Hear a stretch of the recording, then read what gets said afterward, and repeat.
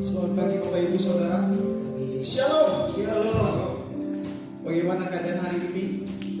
Kita tetap berjuang dalam masa pandemi ini. Mari kita saat ini mempersiapkan hati kita, mau memberikan pujian yang terbaik buat Tuhan.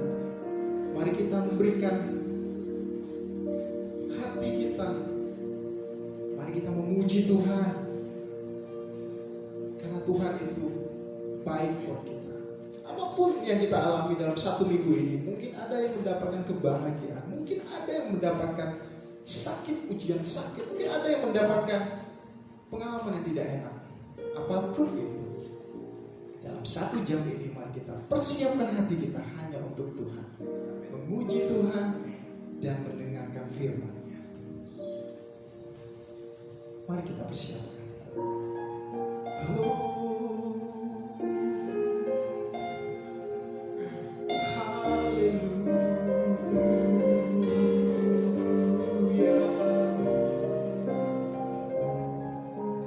Terpujilah Kau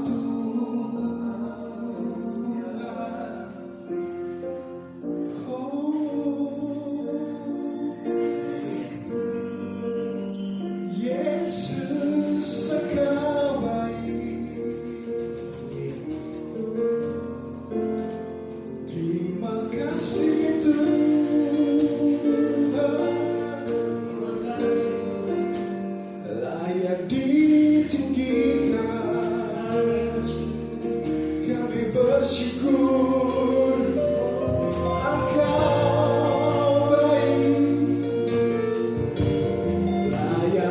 Layaklah Kau disembah.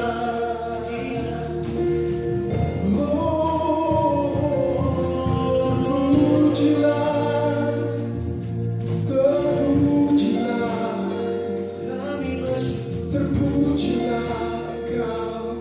Terima kasih. Kami ucapkan terima kasih. Engkau Raja hadir di hati kami. Terpujilah, terpujilah,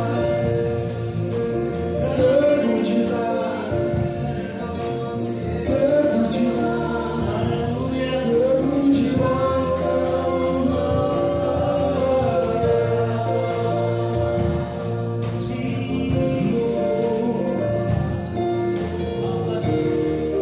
Kami sudah melihat bukti kasih-Mu kepada kami Tuhan. Pengorbanan-Mu di atas kayu salib itu adalah bukti kasih-Mu yang terbesar Tuhan Yesus. Kami sebagai anak-Mu kami tinggal menikmati pengorbanan-Mu. Karena itu Tuhan, kami tidak akan menyia-nyiakannya Tuhan. Karya-Mu yang luar biasa Kau sudah berikan kepada kami. Terima kasih Tuhan. Terima kasih ya Bapa. Mari sama-sama katakan. Telah kulihat bukti kasih-Mu. Kau menderita gantikanku. Dengan darah-Mu Kau selamatkanku. Kini ku hidup menyenangkan-Mu. Telah kulihat bukti kasih-Mu. Kau menderita gantikanku. Dengan darah-Mu Kau selamatkanku. Kini ku hidup menyenangkan-Mu. Terlalu besar kasih-Mu Bapa. Pengorbanan yang Kau berikan bagiku terlalu mahal. Darah-Mu Yesus tercurah untuk menebus hidupku.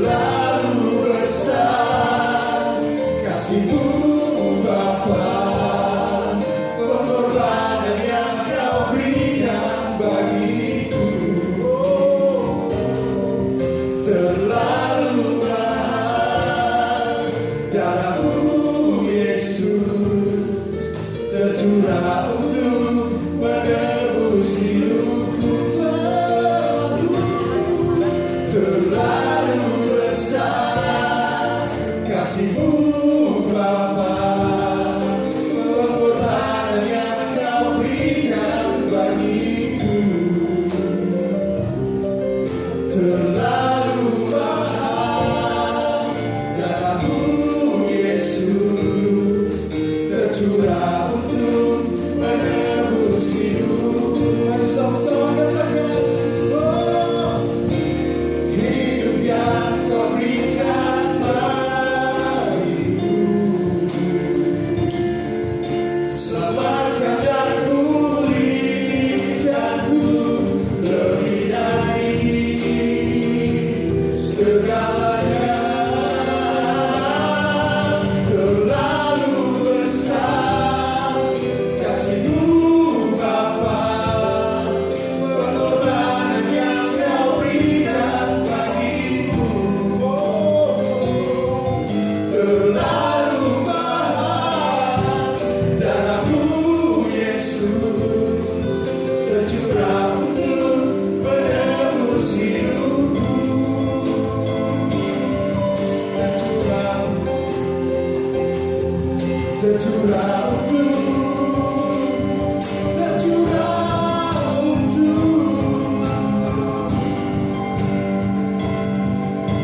menebus hidupku.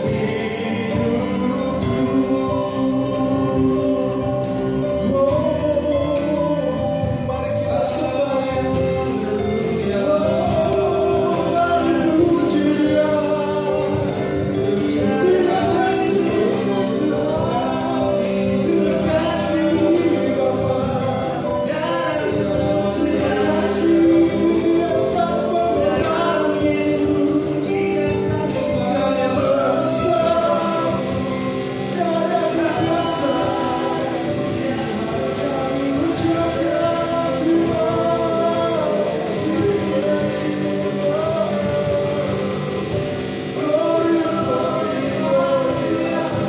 Glory for you, Jesus. Hallelujah. We worship You, we honor You, oh God.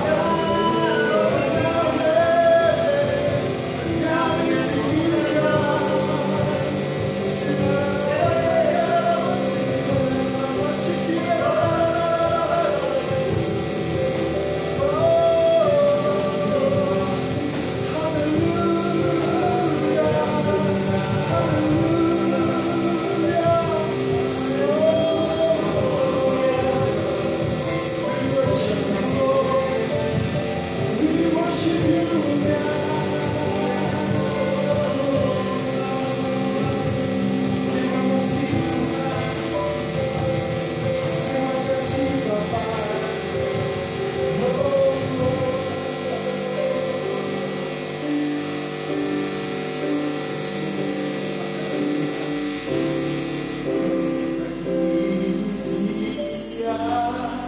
segala pujian, hormat serta syukur kekal selamanya bagi Dia. Segala pujian, hormat serta syukur selama-lamanya bagi Dia. Segala pujian, hormat serta syukur kekal selamanya bagi Dia. Segala pujian, hormat serta syukur selama-lamanya.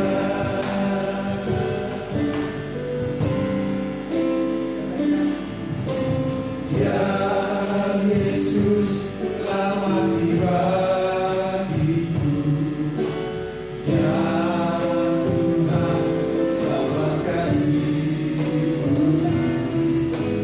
Bagi Dia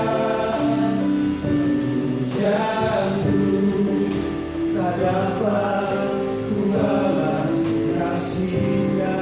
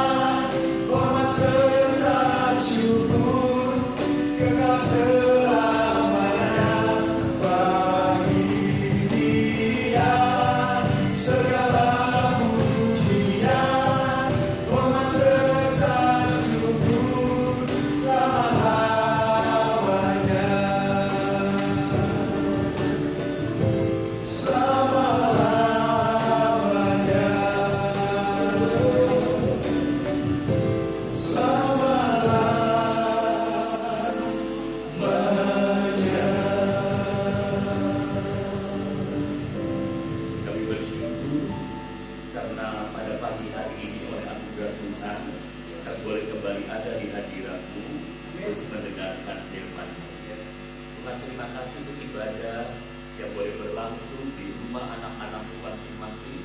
Dan kami dari tempat ini menyiarkannya, kiranya Tuhan mengurangi semuanya bagi kemuliaan nama-Mu, dan Engkau makin ditinggikan, dimuliakan oleh kehidupan umat-Mu yang siap selalu beribadah, memuji dan menyembah Engkau. Terpujilah nama-Mu Tuhan. Demi nama Tuhan Yesus Kristus, kami siap menyambut firman Tuhan pagi hari ini. Haleluya. Kita yang percaya sama-sama katakan amin. Shalom Bapak Ibu dan saudara-saudara. Selamat pagi, selamat hari Minggu, dan selamat beribadah di rumah saudara masing-masing bersama dengan keluarga, dan selamat menikmati firman Tuhan.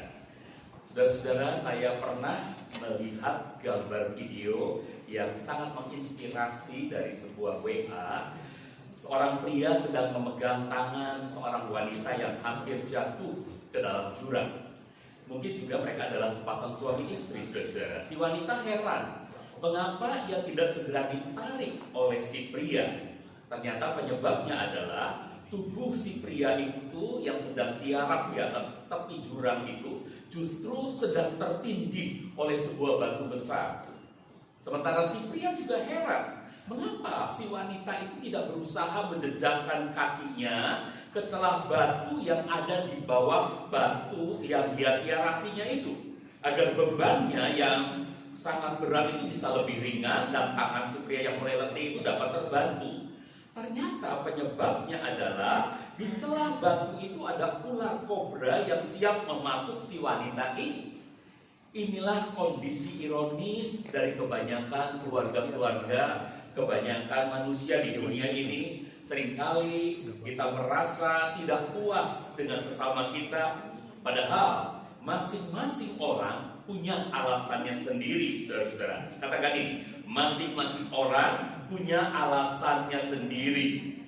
Apalagi jika manusia tidak pernah bisa menyerahkan hidupnya sepenuhnya kepada Tuhan, yang sebetulnya mampu dan mau untuk menangani semua masalah kita, saudara-saudara. Saudara, betapa seringnya hal-hal kecil merampas damai sejahtera kita. Seharusnya masalah sebesar apapun, bahkan seperti COVID-19 ini yang sedang mewabah di seluruh dunia ini, dan terutama di negeri kita yang kita cintai, Indonesia, saudara, seharusnya orang Kristen tidak dihantui oleh ketakutan yang berlebihan. Kita memang harus mengikuti kebijakan-kebijakan pemerintah seperti pembatasan sosial berskala besar, kesehatan, standar kesehatan yang diwajibkan.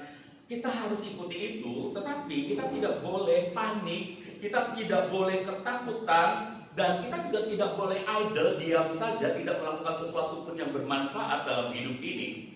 Bahkan malah kita terjebak untuk saling blaming, saling menyalahkan situasi, menyalahkan pasangan hidup, menyalahkan anak-anak, menyalahkan orang tua, menyalahkan sesama, menyalahkan pemerintah, bahkan ada yang berani menyalahkan Tuhan. Saudaraku, saya harap kita tidak seperti itu. Kita tetap bisa memelihara damai di hati kita, karena kita memiliki, atau tepatnya kita dimiliki oleh Tuhan yang hidup, yang maha kuasa, yang maha kasih, Yesus Kristus, yang senantiasa ada bersama kita. Tuhan beserta kita. Amin. Hari ini judul khotbah saya terambil dari nyanyian rohani berbahasa Inggris, Your presence is heaven to me. Hadiratmu adalah surga buat kami. Saya akan membaca beberapa ayat dalam Mazmur 16 ayat 8 sampai dengan ayat yang ke-11. Saya baca ini Mazmur pasal 16 ayat 8 sampai dengan ayat yang ke-11 dari bahasa Indonesia Lugas.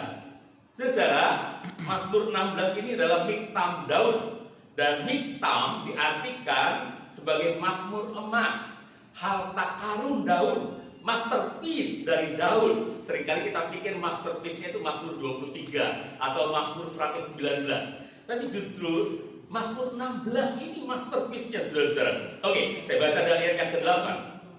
Aku selalu memikirkan Yahweh ada di hadapanku.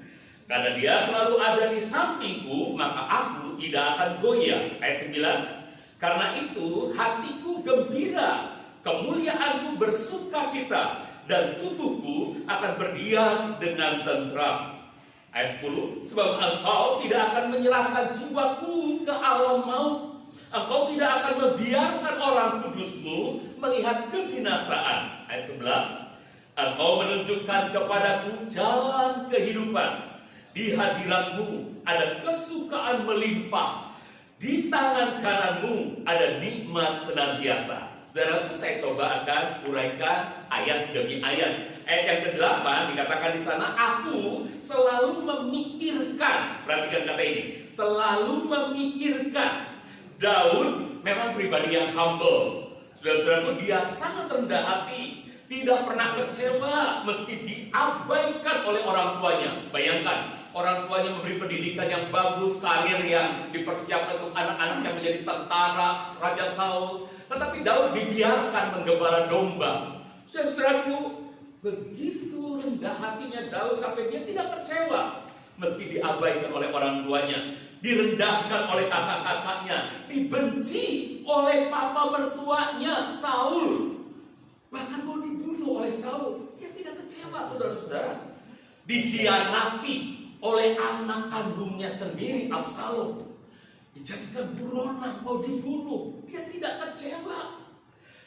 Saudara, bahkan hampir saja dia dirajam oleh tentara asuhannya yang begitu setia kepadanya, tapi satu saat mereka hampir merajam Daud. Saudara, Daud tidak pernah kecewa kepada Tuhan, saudara-saudaraku. Kalau kita, bagaimana saudaraku? Apakah kita masih mau memikirkan Tuhan ketika segala sesuatu kita tidak dapatkan dari Tuhan? Daud tetap memikirkan Tuhan, saudara-saudaraku. Saudaraku, jadi mulai saat ini jangan terfokus pada ketakutan. Mari kita memikirkan Tuhan sama seperti Daud, saudara-saudaraku. Lalu kata-kata berikutnya, aku selalu memikirkan Yahweh ada. Yahweh ada di hadapanku. Perhatikan kata ini, Yahweh ada. Saudaraku, Tuhan kita dalam perjanjian lama dikenal namanya Yahweh. Dalam perjanjian baru ia menjadi manusia dengan nama Yesus. Dari asal kata bahasa Aramaik Ibrani atau Ibrani Aramaik, Yesua. Nah, jadi Yesus itu dari Yesua. Dan ini berasal dari kata Masoretik Ibrani, Yehosua. Yeho itu Yehova atau Yahweh, sehingga kata ini berasal dari kata Ibrani Yahsua. Jadi Yesus itu berasal dari kata Yahsua. Yah itu Yahweh, Sua adalah juru selamat. Jadi nama Yesus adalah Yahweh juru selamat. Memang arti nama Yahweh itu sendiri adalah itu dari kata kerja hayah. Aku ada. Itu artinya aku ada. Dan ini persis sama seperti yang Tuhan Yesus katakan sendiri dalam perjanjian baru bahwa dia adalah ego eimi. Aku ada. Jadi, saudara-saudaraku, baik Tuhan Yesus dalam perjanjian baru maupun Tuhan Yahweh dalam perjanjian lama itu menyebut dirinya aku ada. Kenapa mereka? Karena Tuhan kita adalah Tuhan yang satu, sebab dia adalah Tuhan yang ada, yang sudah ada, dan yang akan ada, senantiasa ada. Saudara-saudaraku, jadi kata aku memikirkan Yahweh ada, itu betul-betul sedang memikirkan Tuhan yang benar, Tuhan yang ada, yang akan ada, yang akan dan yang sudah ada, senantiasa ada. Saudara-saudaraku, nah apa artinya ada? Saudara? Ada ini dalam arti hadir, saudara-saudara. Bukan sekedar ada biasa, tetapi hadir itu artinya adanya itu hidup, adanya itu bisa berdinamika, bisa bersekutu, bisa membela, menyelamatkan umatnya. Saudaraku, bisa berkomunikasi, dan senang juga kalau dipuji dan disembah oleh kita, saudara-saudaraku. Jadi saya mengutip contoh ini dari tulisan dengan judul beragama atau beriman. Orang yang beragama percaya Tuhan ada, tapi sekedar ada, saudara-saudaraku. Orang beriman percaya bahwa Tuhan hadir. Apa bedanya? Nah, ini mimbar. Mimbar ini ada, saudara-saudaraku, tapi dia bukan hadir. Begini, saudaraku. Kalau Tuhan hadir, maka ketika saya terpleset jatuh, Tuhan akan menolong saya. Itu karena Tuhan hadir. Tapi kalau mimbar ini ada, kalau saya jatuh terpleset, dia tidak akan menolong saya, karena dia cuma ada saja. Nah saudara-saudaraku, jadi kata Yahweh ada itu membuktikan bahwa Yahweh hadir.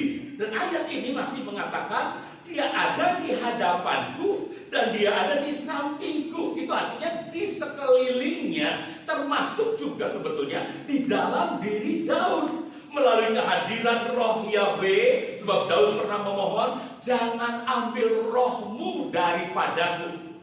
Berarti di dalam diri Daud ada hadirat Tuhan, saudara-saudaraku. Saudara-saudaraku, inilah yang membuat Daud tidak mudah goyah dalam hidupnya. Dan mestinya kita semua juga seperti itu, saudaraku. Kita yakin, kita memikirkan Tuhan, karena dia Tuhan yang ada atau hadir. Dan dia adalah Tuhan yang membuat kita tidak goyah. Sebab dia bukan hanya ada di depan kita, di samping kanan kiri kita, di belakang kita, tapi dia juga ada di dalam kita. Kita ada di dalam dia. Itu ayat yang ke-8. Kita beranjak ke ayat yang ke-9, saudara-saudaraku.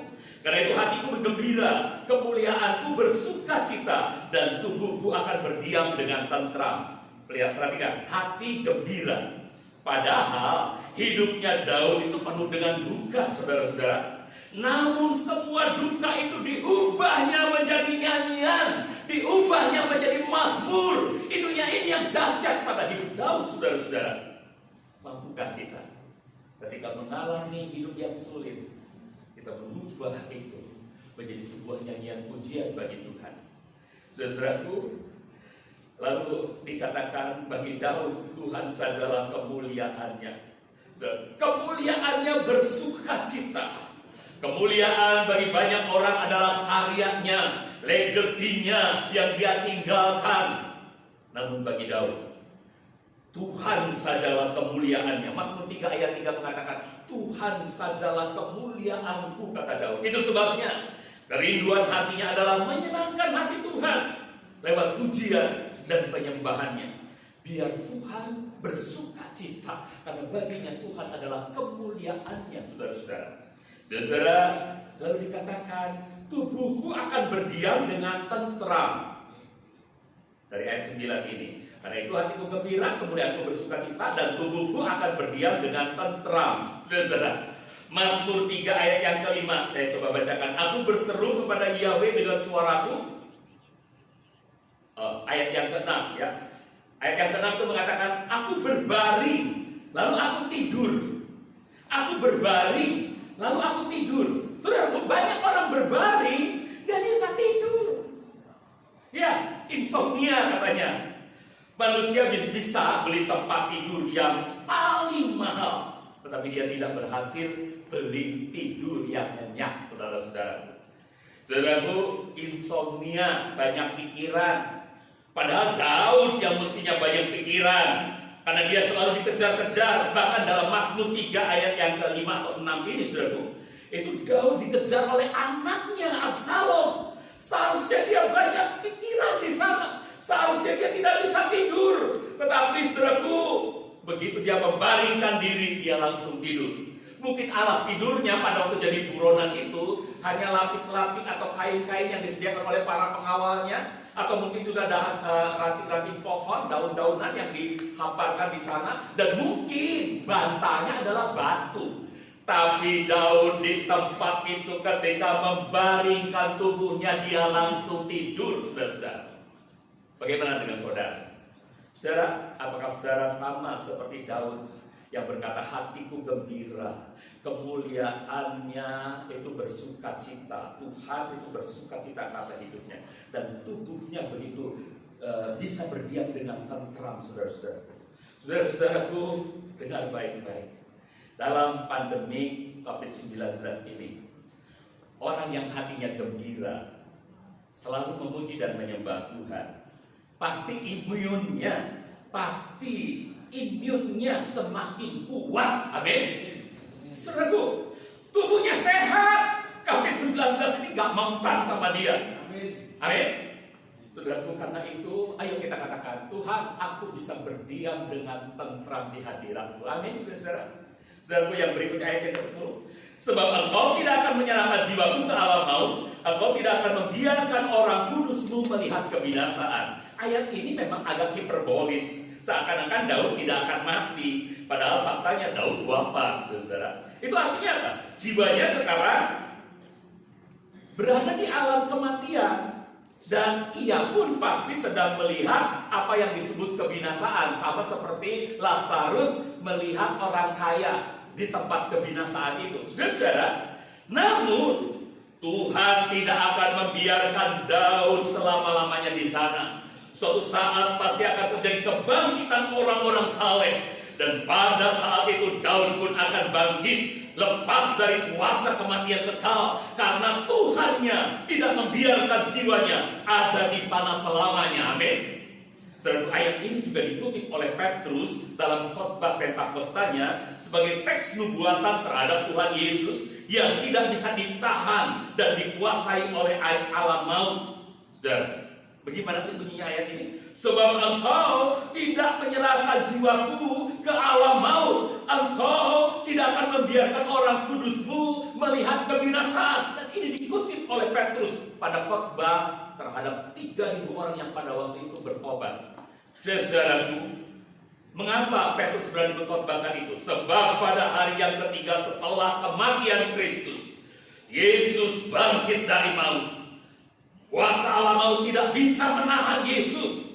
Bahkan Yesus mengalahkan kuasa neraka itu dengan berhasil merampas kunci alam maut dan bangkit dari kematian. Haleluya. Nah, saudara-saudara, Tuhan kita dahsyat. Karena itu ayat 10 itu betul-betul menjadi penghayatan dari Daud. Dan kita lanjutkan dengan ayat yang ke-11. Engkau menunjukkan kepadaku jalan kehidupan. Di hadirat-Mu ada kesukaan melimpah. Di tangan kanan-Mu ada nikmat senantiasa. Saudara, Tuhan menunjukkan jalan kehidupan. Yohanes 14 ayat yang ke-6 mengatakan, aku jalan kebenaran dan hidup. Itu Yesus katakan. Bukan hanya bagi kita saja, bagi semua orang di dunia ini. Dan banyak hari-hari ini orang yang belum menemukan jalan kehidupan. Bahkan dalam doa-doanya mereka selalu meminta kepada sembahannya untuk ditunjukkan jalan. Ya, saudara, jalan kehidupan. Atau mereka punya istilah jalan apa gitu, saudara. Sama, sepantasnya kitalah orang-orang yang telah mendapatkan jalan kehidupan ini, yang memberitahu kepada mereka. Atau kita harus berdoa, saudara. Kita minta kepada Tuhan agar Tuhan Yesus sendiri yang menemui mereka langsung dan berkata, akulah jalan, kebenaran, dan hidup. Amin. Supaya mereka pun diselamatkan, saudara-saudaraku. Saudaraku, di hadirat-Mu ada kesukaan. Ini lanjutan ayat 11. Di hadirat-Mu ada kesukaan. Di tangan kanan-Mu ada nikmat senantiasa. Inilah yang disebut surga, saudara-saudaraku. Hadirat Tuhan dan tangan kanan Tuhan yang bicara tentang otoritas atau kuasa pemerintah, itu menjadi kesukaan dan nikmat Daud yang tiada taraknya. Itu harus menjadi kesukaan dan nikmat kita yang tiada taraknya.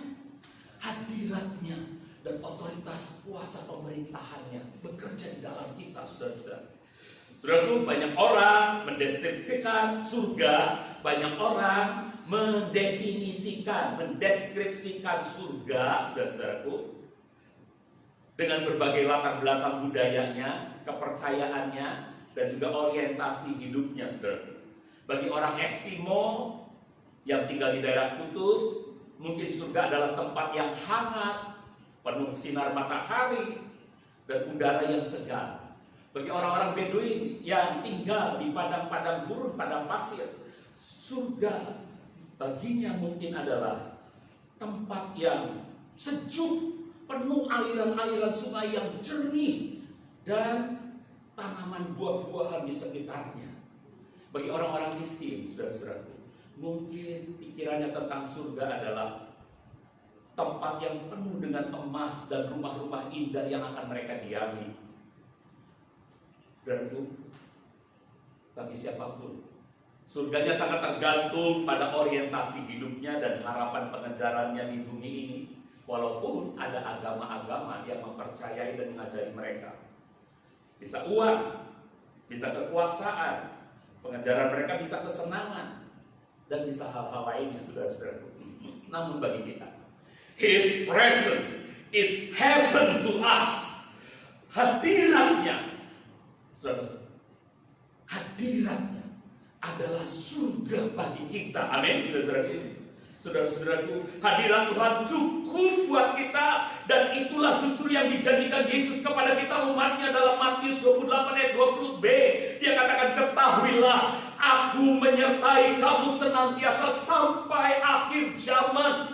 Jadi dia berhadirat selalu dengan kita, saudara-saudaraku. Saudaraku, sehingga kalau orang berani berkata, ada orang yang berani berkata begini, orang percaya yang berani berkata, asalkan bersama Yesus, ke neraka pun aku mau, sebab aku yakin Yesus yang bersamaku akan membuat neraka itu menjadi surga.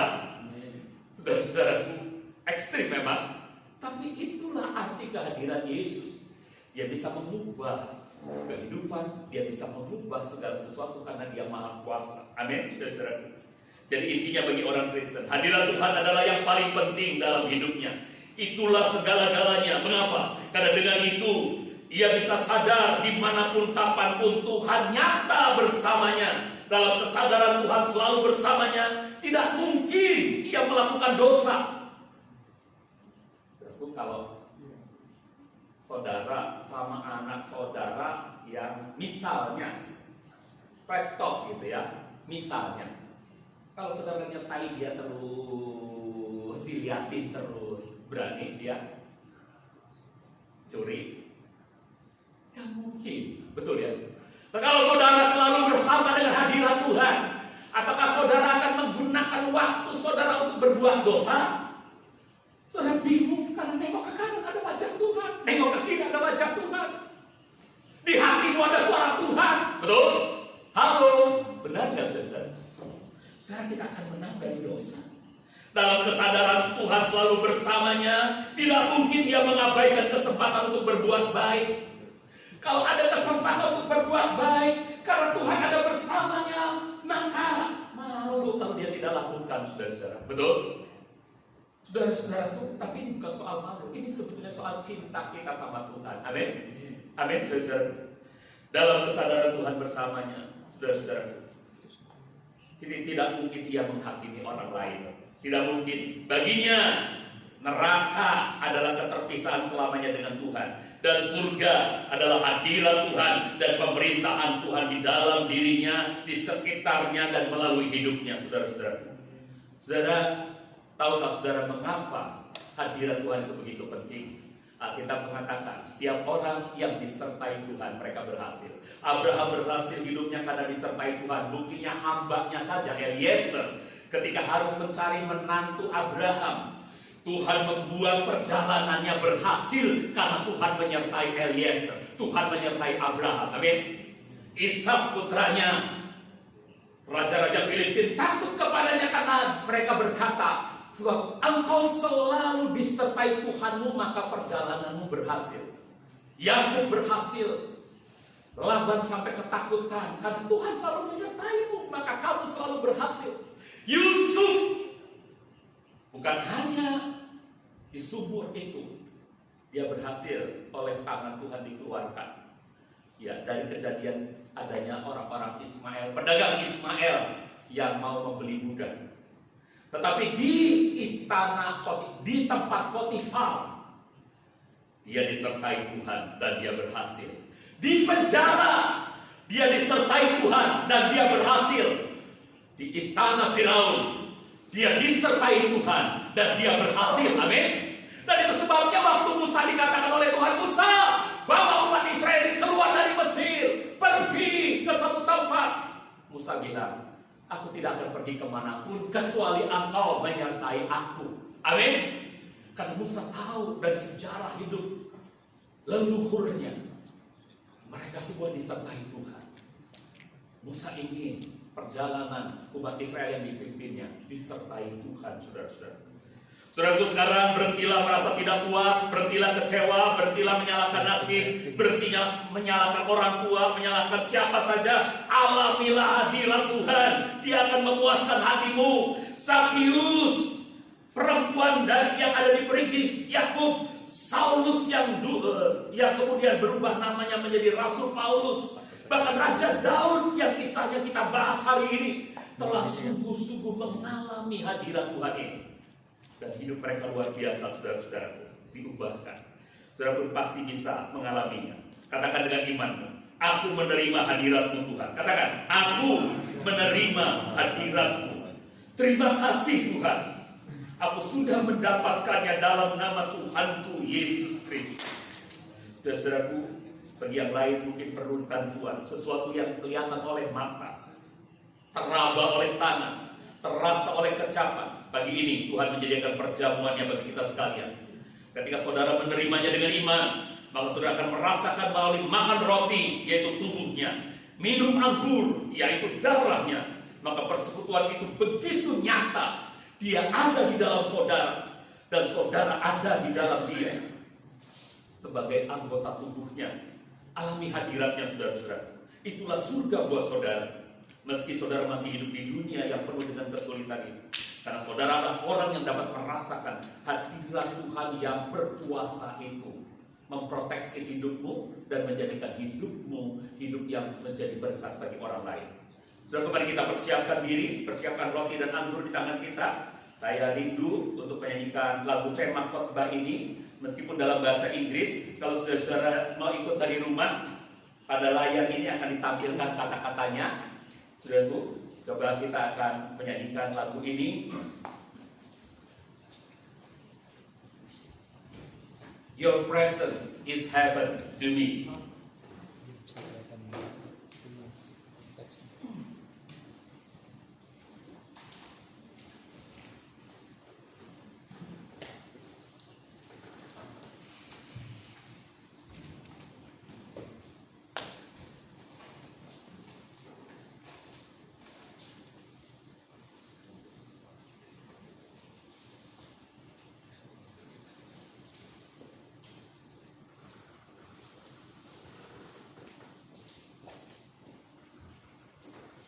Your presence is heaven to me.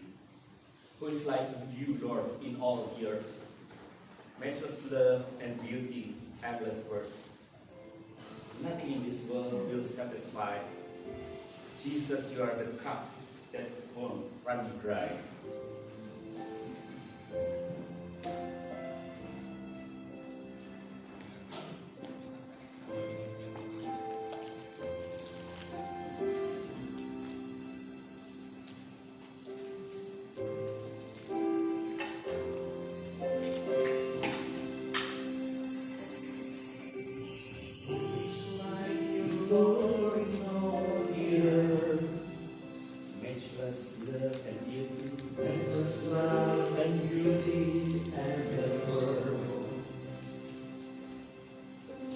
Nothing in this world can satisfy.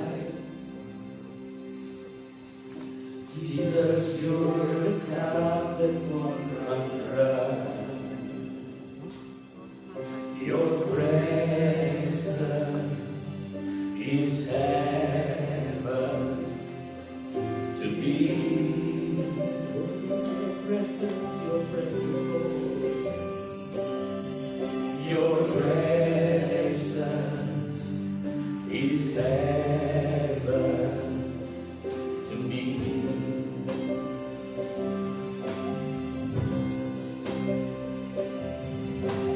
Treasure of my heart and of my soul. In my weakness you are merciful. Redeemer of my past and present wrongs, holder of my future days to come. Your presence is heaven to me. Oh, your presence, Lord.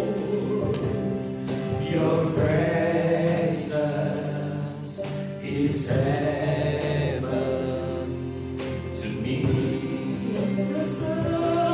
Your presence, Lord, your presence is heaven to me.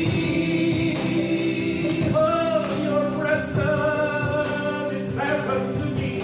Your presence is heaven to me.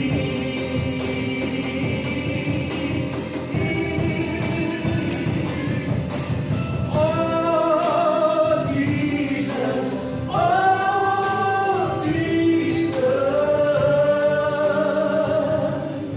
your presence is heaven to me. Oh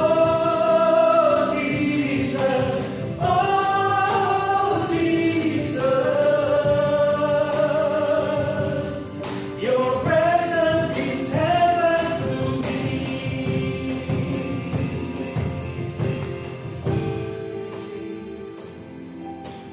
All my days on earth I will await the moment that I see you face to face. Nothing in this world will satisfy, 'cause Jesus, you're the God that won't run dry. Nothing in this world will satisfy, 'cause Jesus, you're the God that won't run dry. Your presence is heaven to me. Oh, your presence, oh Jesus, your presence is heaven to me. Your presence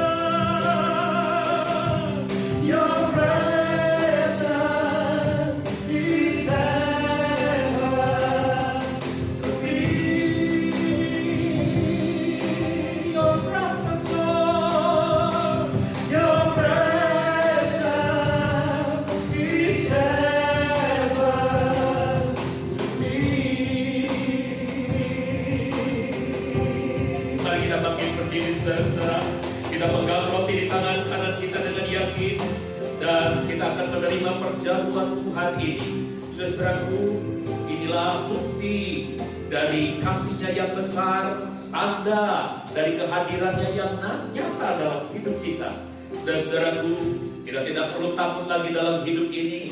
Jelas sekali ayat-ayat firman Tuhan dalam Mazmur Ammas Daud ini. Dikatakan di sana bahwa Daud begitu bergembira karena hadirat Tuhan. Dan inilah yang akan membuat kita selalu berkemenangan dalam hidup. Saudara, yakinlah bahwa perjamuan Tuhan yang Tuhan sediakan ini adalah sebuah pertukaran. Tadinya yang bertakhta di hati kita adalah ego kita, tetapi sekarang Tuhan sendiri mau bertakhta di sana. Ini pertukaran yang indah, saudara-saudara. Karena ego kita akan membawa kita pada pencobaan, dan kita akan jatuh dalam pencobaan. Ego kita selalu dipenuhi dengan keinginan-keinginan dan hasrat-hasrat kedagingan. Tetapi hadirat Tuhan akan membuat kita berkemenangan. Pertukaran yang terjadi 2000 tahun yang lalu juga atas kematian yang mestinya kau alami di dalam neraka selama-lamanya. Dia rela menggantikan tempat itu. Dia yang ada di sana, namun karena dia Tuhan, dia bangkit kembali dari sana. Seharusnya kita yang terhukum di kayu salib itu, dia rela menggantikan kita di situ. Dia melakukan pertukaran, hidupnya dia berikan kepada kita, kematian kita dia yang menanggungnya. Pertukaran ini terjadi atas area berkat dan kutuk. Kutuk yang mestinya menimpa kita, dia yang menanggungnya dengan rela mati di atas kayu salib. Berkat yang dia miliki, dia pertukarkan, dia berikan kepada kita. Ini makna perjamuan, saudara-saudara. Ini luar biasa. Berarti ada berkat yang sangat besar dalam perjamuan ini. Mari kita terima, terutama rasakan, nikmati hadirat Tuhan. Saya akan membacakan firman Tuhan. Demikian firman Tuhan. Lalu Yesus berkata kepada mereka, sesungguh-sungguhnya aku berkata kepadamu, jika kamu tidak makan daging anak manusia dan minum darahnya, kamu tidak mempunyai hidup di dalam dirimu. Siapa yang makan dagingku dan minum darahku, ia mempunyai hidup kekal, dan aku akan membangkitkan dia pada akhir zaman. Sebab dagingku sesungguhnya adalah makanan, dan darahku sesungguhnya adalah minuman. Siapa yang makan dagingku dan minum darahku, ia tinggal di dalam aku, dan aku di dalam dia. Di bagian lain dalam ilham roh, Rasul Paulus menulis demikian. Sebab aku sendiri telah menerima dari Tuhan apa yang juga telah kuserahkan kepadamu, bahwa Tuhan Yesus pada malam ketika dia dikhianati, dia mengambil roti, dan sesudah mengucap syukur, dia memecah-mecahkannya dan berkata, ambillah, makanlah, inilah tubuhku yang dipecah-pecahkan ganti kamu. Lakukanlah ini sebagai peringatan akan aku. Saudara, bukankah roti yang kita pecah-pecahkan ini adalah persekutuan dengan tubuh Tuhan Yesus Kristus? Amin, haleluya. Mari kita makan dengan percaya dalam nama Tuhan Yesus Kristus.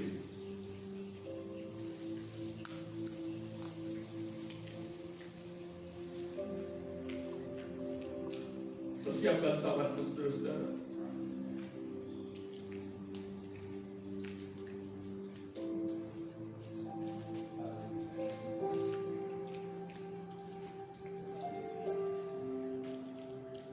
Angkat lebih tinggi dari kepalamu dan dengarkan firman Tuhan.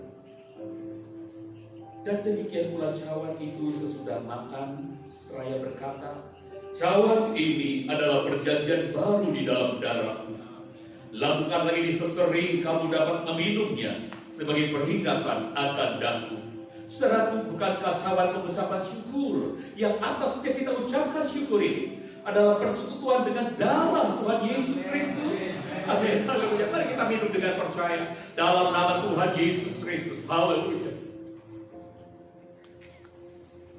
Amin, amin, amin. Terima kasih Tuhan. Kami percaya Engkau berhadirat di dalam hidup kami. Kami telah menerima tubuh dan darah, tanda kehadiran-Mu yang nyata. Firman-Mu juga yang mengkonfirmasi dan melegalkannya.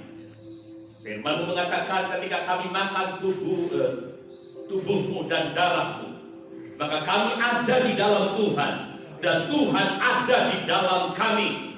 Inilah bukti kehadiran-Mu dan inilah surga buat kami. Kami akan berkemenangan di bumi ini. Kami tidak akan lagi susah dalam hidup di dunia ini. Kami mau bergembira di hadirat Tuhan.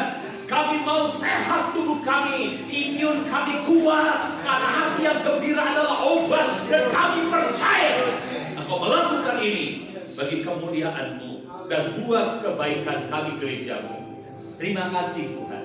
Kami bersama-sama mendoakan, berkatilah pemerintah kami Indonesia, Bapak Presiden kami, Bapak Wakil Presiden kami, dan seluruh jajaran menteri-menterinya. Kami memberkati juga gugus tugas yang dibentuk untuk menangani COVID-19 ini. Berkati juga aparatnya dari tingkat pusat sampai ke daerah-daerah. Berkati para kepala-kepala daerah, para gubernur, wali kota, bupati, camat, lurah, dan bahkan sampai elemen yang ada di masyarakat RW/RT. Berkati semuanya Tuhan. Seluruh masyarakat Indonesia ini Kau berkati, khususnya dalam menghadapi COVID-19 ini. Dalam nama Tuhan Yesus Kristus kami perkatakan, COVID ini bisa selesai segera dan Tuhan dimuliakan melalui bangsa kami Indonesia. Indonesia diberkati Tuhan. Kami melihat nanti pada satu saat setiap lutut bertelut, setiap lidah mengaku Yesus Kristus adalah Tuhan bagi kemuliaan Bapa. Tidak lupa mendoakan TNI, Polri, para dokter, para juru rawat, dan tenaga medis lainnya. Berkati mereka Tuhan, berkati keluarga-keluarga mereka, berkati ketahanan tubuh mereka Tuhan. Kami tidak lupa juga mendoakan ketahanan, keamanan negeri ini. Tolong Tuhan, supaya tidak ada satupun unsur yang bisa menggoyahkan NKRI. Dalam nama Tuhan Yesus Kristus, ketahanan keamanan ini kuat kokoh. TNI kami, polisi kami berhasil menjaga dengan baik. BIN kami bekerja dengan sebaik-baiknya semua untuk ketahanan keamanan negeri ini. Kami juga berdoa untuk ketahanan ekonomi negeri kami.